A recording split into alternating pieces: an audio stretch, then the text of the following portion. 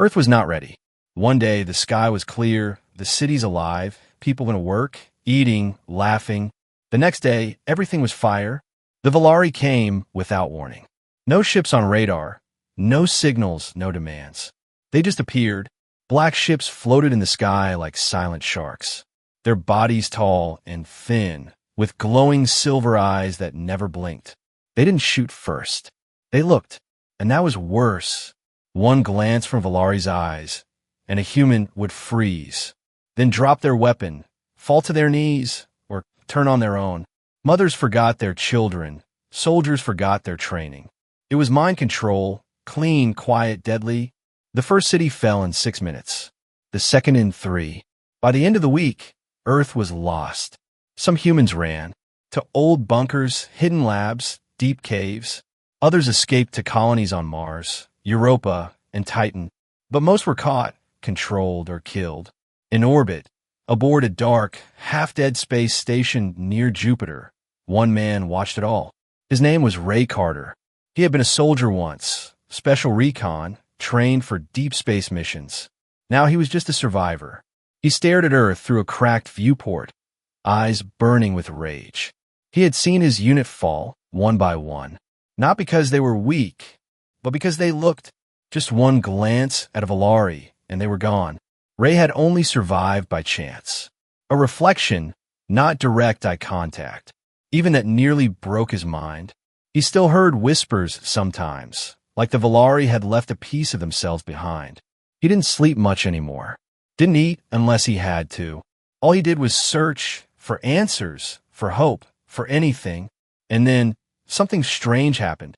It was a satellite feed, hacked from an old Earth relay. Static crackle, but the image came through. A small village in Africa, burning. Volari walking between the ruins. Calm as always, silver eyes glowing.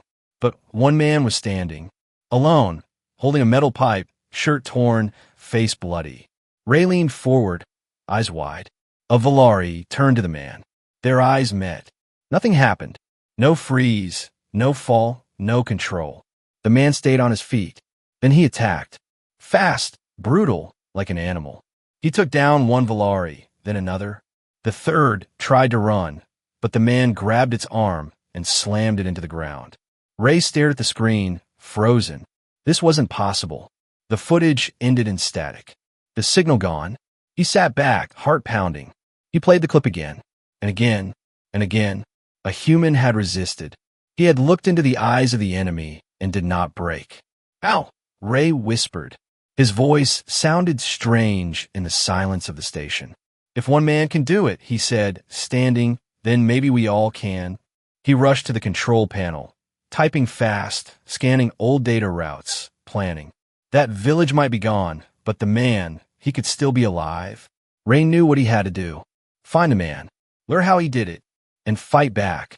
The Volari thought humanity was finished, but they were wrong. They had eyes that shattered worlds.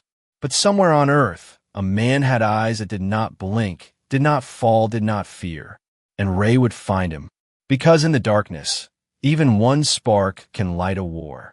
Ray Carter didn't sleep that night. Not because of nightmares, but because he had hope. For the first time since Earth fell, there was a reason to fight. Someone had resisted the Volari. A man with fire in his eyes and no fear in his mind. But hope was dangerous. Hope made people rush. Hope made people die. Ray knew he had to be careful. So he spent the next 3 days preparing. He loaded the old stealth shuttle with rations, weapons, and signal blockers. He downloaded every map he could of Earth's surface. Most were outdated or burned.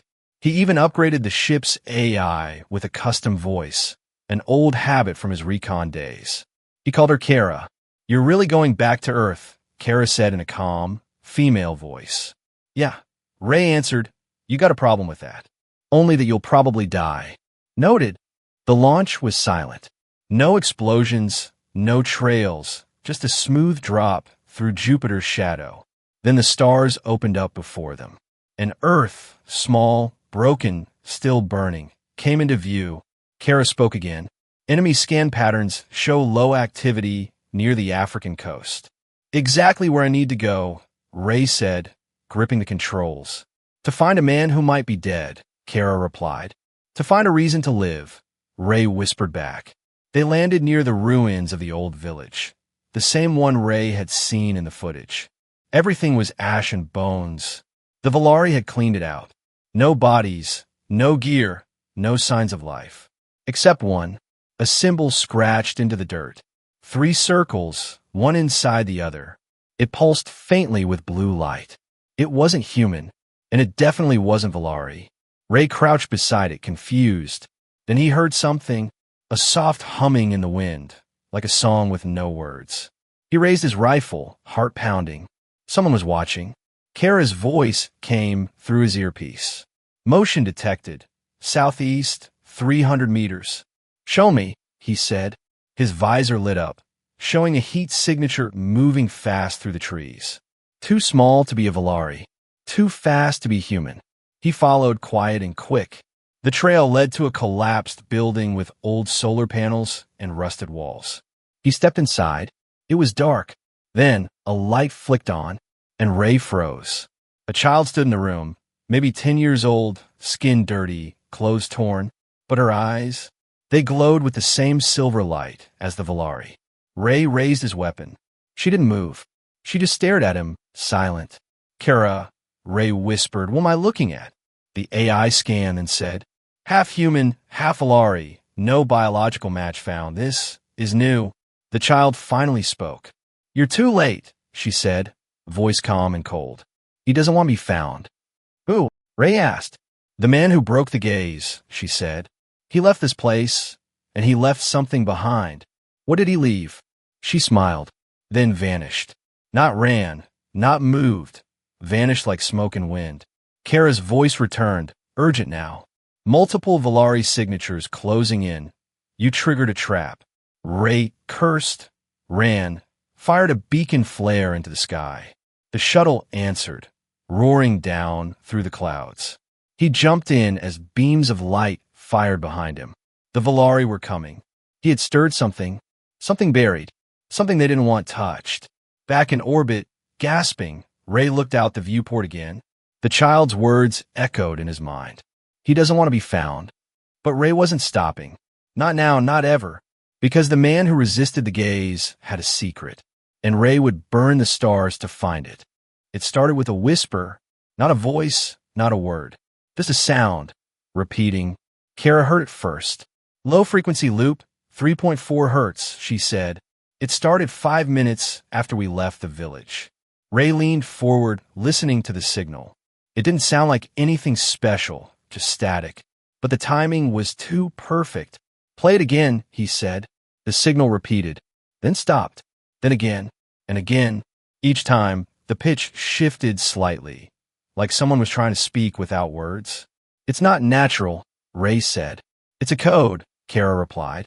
She worked fast, decrypting while Ray paced the ship. The noise echoed through the small cockpit, low and strange. It made the walls feel closer, the air heavier. Then Kara froze. I've decoded part of it, she said. It's a location. Where? Ray asked. Old resistance base, 200 miles east of the village ruins, long abandoned. Plot a course, Ray ordered. The ship flew low, skimming through clouds and wreckage. Earth was quiet from the sky, but below, things moved, shadows, machines, watchers. The Valari were not blind. They reached the resistance site by nightfall. An underground lab, buried beneath a mountain, almost invisible from above. Except for one thing, the entrance was open. That's not a good sign, Ray said. I agree, Kara replied. He stepped inside with his rifle raised. Lights flickered as the old systems tried to wake up. Dust danced in the air like ghosts, and the signal grew louder. This place is still powered, Ray whispered. Barely, Kara said. I'm patching into the core. They passed broken rooms, shattered screens, empty beds. Signs of fight, bullet holes, bloodstains. But no bodies. Then Ray found the source. A sealed chamber, deep in a lab. And inside, floating in a glass tube, was a human brain, still pulsing, still alive, wired into machines older than Ray's memory. Kara spoke softly. This is not a lab. What is it then? Ray asked. It's a memory engine, she said. A what? A human brain used to store and protect information, Kara explained. Pre-Volari tech. Illegal, unstable, almost forgotten. The brain was sending the signal, calling for help. But why now, after all these years? Ray stepped closer. The lights around the chamber turned red. And then a voice. Soft, human, broken. Are you still human? It asked. Ray froze. What the hell? The voice continued. Do you see their eyes? Or have you kept your own?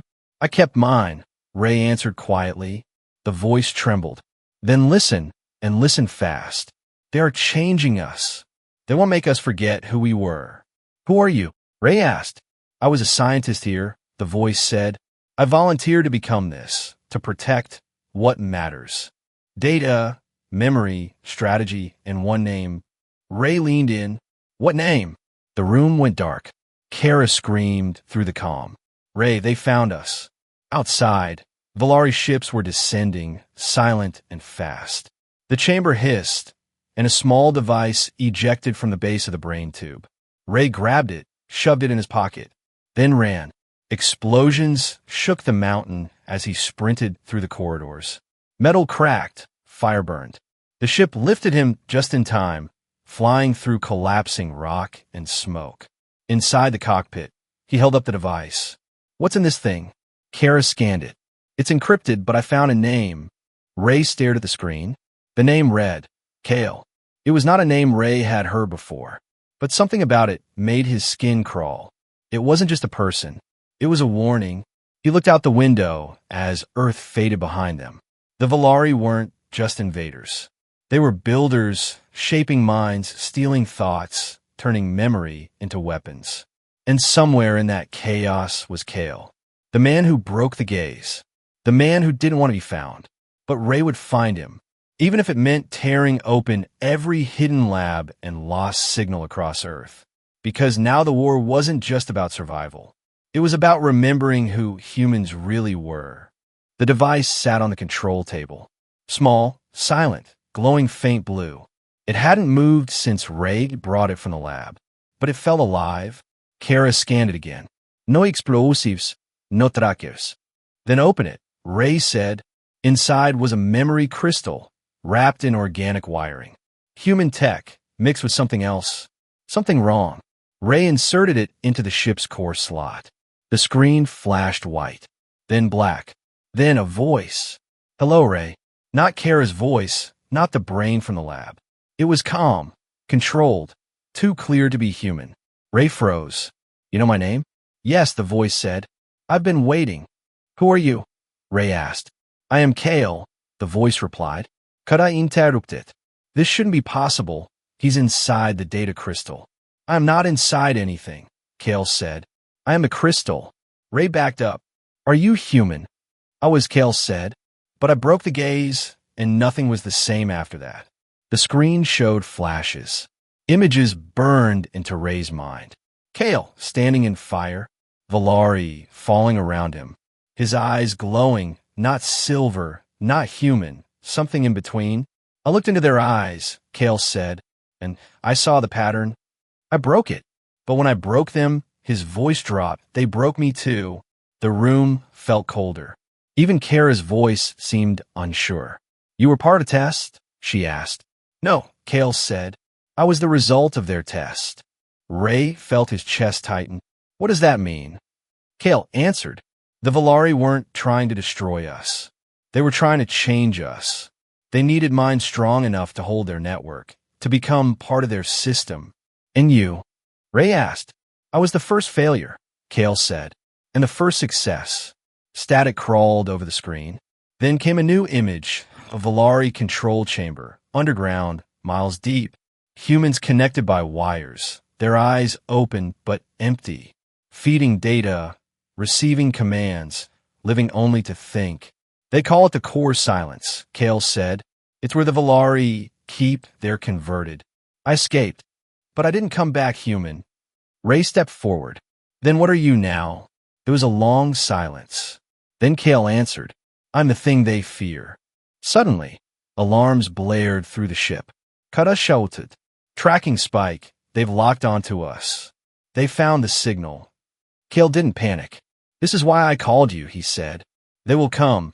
They must, because I am not supposed to exist. Kara, cut the signal, Ray said. I can't, she replied. He's in the system now. Kale spoke again. There's a bunker in the Arctic zone. Old human tech, shielded from Volari scans. You'll find what's left of me there. The rest of me. Why should I trust you? Ray asked. Because I am proof we can win, Kale said. And because I'm dying.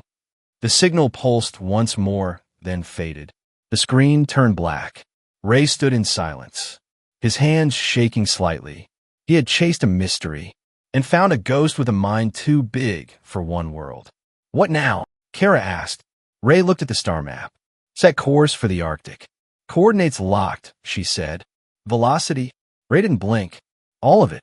The engines lit up like fire, and the stars bent around them, because somewhere beneath the ice was the rest of Kale, and the answer to what the Volari really wanted from humanity. Ray wasn't chasing a man anymore. He was chasing the future. The Arctic wasn't white anymore. It was gray. Gray skies, gray snow, gray winds that cut like blades. Ray Carter had seen dead planets before, but this felt personal. Kara flew the ship low over frozen mountains and collapsed cities. The cold here was unnatural. Even the Volari avoided this region. Too much signal interference, too much silence. But Kale had told him the truth lived here, and Ray had nothing left to lose. There, Kara said, highlighting a crater near the edge of a frozen trench. Ray saw it, a broken satellite dish half buried in ice. No lights. No movement, just a hole in the world. The ship landed hard, engines freezing over. This is a one-way trip, Kara warned. I know, Ray said, grabbing his rifle and thermal suit. He entered the crater, walked through snow that swallowed his legs, and found a steel door, so cold it cracked when he touched it. It opened without a sound, and inside was nothing but black. Kara's voice buzzed, breaking up. Signal weak. Tracking you static. Then silence. He was alone. Ray switched on his visor light. The walls were covered in symbols. Some human, some alien, some in languages Ray had never seen. The hallway sloped downwards. Far below the ice, deeper than any map showed. After what felt like an hour, he reached a chamber. It pulsed with a slow heartbeat of light. Blue, red, black, blue again. And in the center, a body, hooked to wires, submerged in thick liquid. It was Kale, or what was left of him. His body was human, but his eyes were not. They were shut, but something moved behind them, like lightning under glass. Ray stepped closer. Monitors flickered on. Kale's voice returned, not through speakers, but inside Ray's head. You came. I'm here, Ray said aloud. What is this place? The beginning, Kale replied. And the end. Ray felt dizzy. The chamber pulsed faster. His visor showed radiation spikes, brainwave bursts, ghost signals. Kale continued. The Volari never feared weapons. They never feared death. What they fear is remembering. Ray tried to focus. Remembering what? Kale's eyes opened. They were not silver anymore. They were mirrors. Who they used to be, Kale said. The Volari were not born like this. They were made. The room shook. Ice cracked above them. Something was trying to get in. They were once human, Kale whispered. Or something close. Long ago on another world. Ray stepped back. No, he muttered. They became what they are by removing their past. Removing emotion, memory, pain, Kale said. But the process failed. That's why they test us, Ray realized. Yes, Kale replied, to see if we break like they did. Another explosion above. Kara's voice broke through for a second. Ray, evac not possible. Volari inbound. You have 3 minutes. Kale raised his hand slowly. A data spike extended from his wrist. Take this, he said. It holds what I couldn't carry, what they tried to erase. Ray grabbed it. A shock ran through his body. Visions, screams, stars collapsing, worlds burning, and something worse. A Volari looking at him with human eyes. He felt at his knees, shaking. Kale spoke softly. You wanted to know how I broke the gaze. Ray looked up, barely breathing. Kale smiled. I didn't look away. I looked deeper. A siren screamed. The walls cracked. Volari drones poured in through the tunnels. Kale turned toward them, still smiling. Go, he said. They can't erase me twice. Ray ran, climbed through collapsing tunnels. Snow filled the corridors, freezing his hands, cutting his face. The ship's engines roared above the crater, fighting the cold. He jumped into the bay as the entrance exploded behind him. Kara pulled them into orbit. Did you get it? She asked. Ray held up the spike, eyes hollow. Yeah. They left the Arctic behind, but Ray didn't feel like a survivor. He felt like a vault, carrying something no one was meant to remember. The spike didn't feel like data. It felt like pressure, heavy in Ray's hand, like it wanted to be opened, but also wanted to be forgotten. Back aboard the station, orbiting deep space near Saturn's rings, Ray locked himself in the command room. Kara protested. You're not stable, she said. That thing could corrupt your brain, your systems, even me. I need to know, Ray said. Then don't do it alone, Kara replied. I already am. Ray whispered and inserted the spike. The lights flickered, the air went cold, and the room was gone. Ray stood inside a world made of thoughts. No walls, no sky, just memory, stacked like buildings, floating like dust. Kale's voice echoed in the distance. You're not a viewer anymore. You're inside the eye.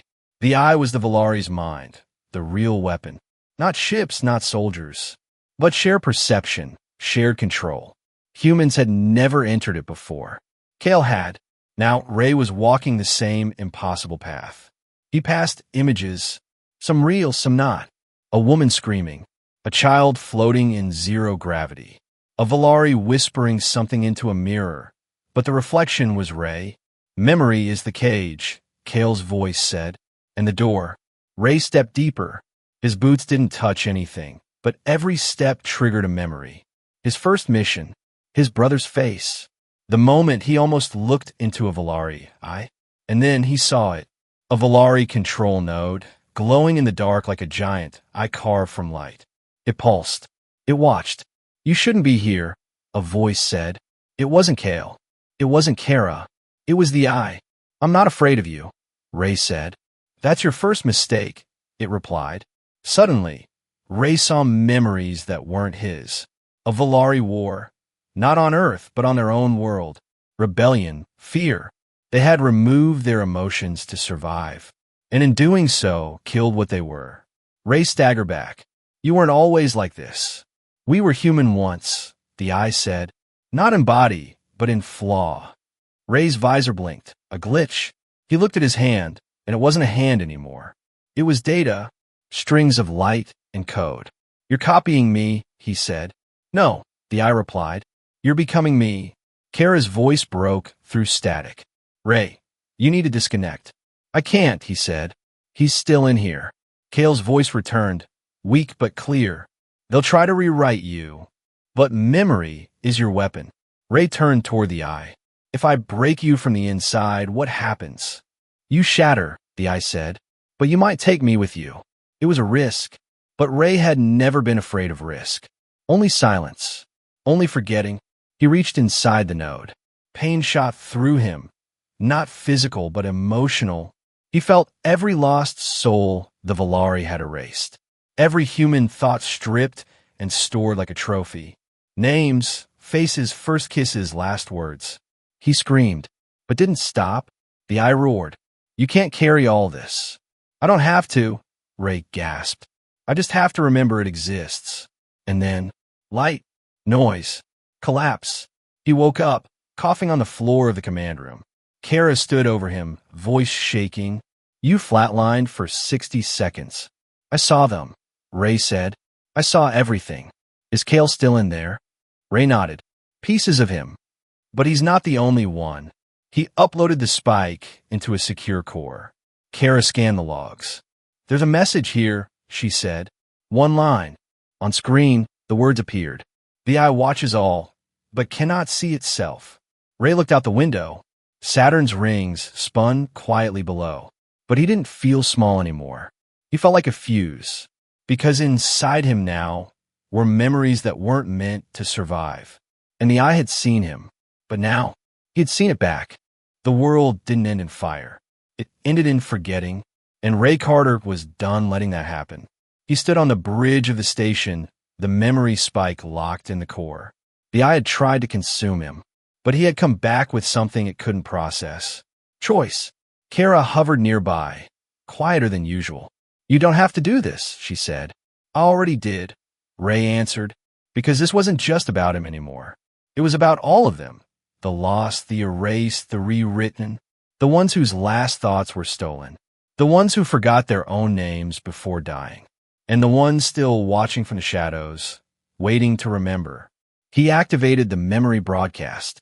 Signal strength, 400%. Target, Earth's surface, Valari nodes, all colonies, all hidden pockets of resistance. Kara ran diagnostics. Memory load is unstable. The human brain isn't built for this kind of neural fire.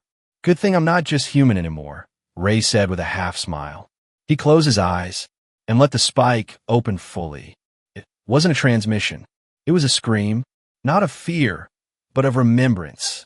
Every moment Ray had seen inside the eye now burned through satellites, walls, drones, mines. A flood of what they tried to bury. Mothers holding sons, brothers crying in smoke. First steps, last breaths, old songs, names whispered in the dark. And Kale's voice, whispering, "You are not empty." On Earth, Valari drones stopped midair. Their eyes flickered. Some fell. Some simply turned away. Humans, even the broken ones, gasped. Memories came back like wind through fire. Old instincts, love, rage, hope. The things the Valari couldn't erase. On Mars, a rebel woke up from a long silence and screamed his own name. On Europa, a child who had never seen a sky suddenly remembered the color blue. In the ruins of Earth, hidden survivors stood taller, tears in their eyes. Ray kept pushing. His nose bled. His heart pounded. But the signal grew stronger. Kara's voice cut through, sharp and shaking. "Ray, your vitals are dropping." "I know," he whispered. "But it's working." The eye struck back. Surges hit the system, trying to cut the feed. But Kale had built the spike to survive destruction. And Ray had rebuilt himself to survive truth. He saw the eye again, not in space, not in code, but inside him, watching, afraid. "You lose," Ray said, "because you forgot how it feels to be." One final surge, then quiet. The feed collapsed, the spike burned out, and Ray fell to his knees. Kara caught him, his body shaking, but his eyes were clear. "They heard me," he whispered. "Across all the stars, they heard me." A slow beep echoed through the station. Then a voice, not Valari, not Kara, not Kale. A young human voice, clear and real. "This is Juno Station," it said. "Is anyone alive out there?" Ray smiled. Kara did too. He answered, "We're here." All around the system, lights flickered on. Old resistance hubs reactivated. Valari signals broke apart like sand. They weren't gone, but now they were afraid. Afraid of memory, afraid of choice, afraid of humanity, because Ray Carter had done the impossible. He had looked into the eye and made it blink.